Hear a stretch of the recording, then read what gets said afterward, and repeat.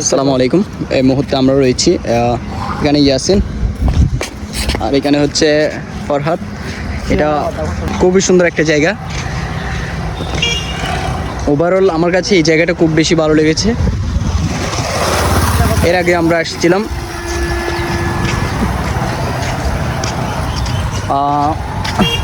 এখানের ভিউটা হচ্ছে এদিকে খাগড়াছড়ি আর এদিকে চট্টগ্রাম। অসাধারণ একটা জায়গা। আমরা এখন যাচ্ছি চট্টগ্রাম তথা ফটিকছড়ির অন্যতম একটা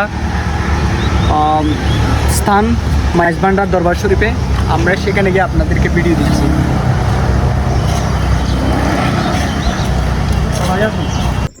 বলতে না বলতে আমরা চলে আসছি। এটা হচ্ছে মাইজভান্ডার দরবার শরীফে ঢোকার প্রথম গেট। এটার আগে আর দুটা গেট রয়েছে, এটা আমরা অতিক্রম করেছি। এখন ভিতরে যাচ্ছি। ভিতরে আরও এখান থেকে 5 মিনিট হেঁটে গেলে ভিতরে যাওয়া লাগে। সেটা আমরা সিএনজি করে গিয়েছি। এখানে একদম ভিতরে ঢুকে গেছি।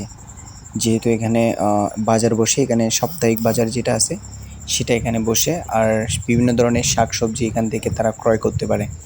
আর এখানে ওই দিক আমরা যেদিক দিয়ে আসছিলাম এদিকে নানুপুর বাজারে যাওয়া যায়, আজাদি বাজার, ধর্মপুর, খিরাম, সবগুলো ওই রাস্তা দিয়ে যাওয়া যায়। তবে এটা দিয়ে এটার পরে আর একটা রুট আছে, ওইটা দিয়ে শাহনগর যাওয়া যায়, শাহনগর দিয়ে বিবিরহাট, ফটিকছড়ি যাওয়া যায়। আমরা এই মুহূর্তে রয়েছি মাইজভান্ডার দরবার শরীফ। এখানে রয়েছে ফরহাদ আর আমার সাথে রয়েছেন ইয়াসিন। আজকে মাজারে আসার উদ্দেশ্য হচ্ছে জিয়ারত করে তারপর বাসে আমরা ব্যাক করব। এখানে এসে কেমন লাগতেছে? অনেক ভালো লাগতেছে। আমার এখানে জীবনের প্রথমবার আছি আর আসিনি। ফরহাদ, তোমার কেমন লাগতেছে? কতবার আসছো তুমি? হ্যাঁ, এখানে আমি আপনাদেরকে এক্সপ্লোর করে দেখাচ্ছি এখানের সব জায়গা। এখানে যারা আসেন সবাই এখানে জিয়ারতের উদ্দেশ্যে আছেন। থানাদিন আমি আপনাদেরকে দেখাচ্ছি এখানে এক্সপ্লোর করে।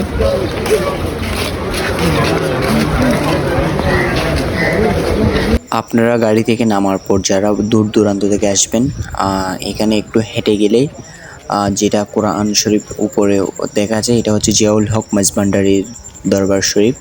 এখানে তার অসংখ্য আশিকান এবং ভক্তরা আসেন এবং মাজার জিয়ারত করে যান। আমি আপনাদেরকে দেখাই, একটু পরে দেখাচ্ছি। দেখেন, এটা হচ্ছে জিয়াউল হক মাইজভান্ডারির দরবার শরীফ। এখানে তার অসংখ্য ভক্তরা আসেন এবং মাজার জিয়ারত করে যান।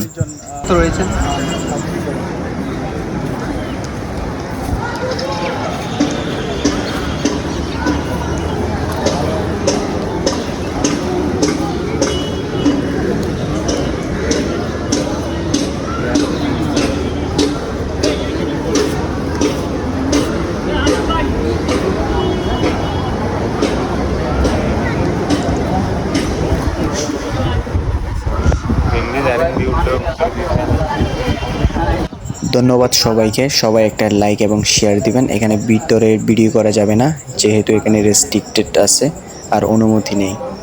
ধন্যবাদ। সকলে ভালো থাকবেন, আমার জন্য দোয়া করবেন এবং সকলের জন্য দোয়া করবেন।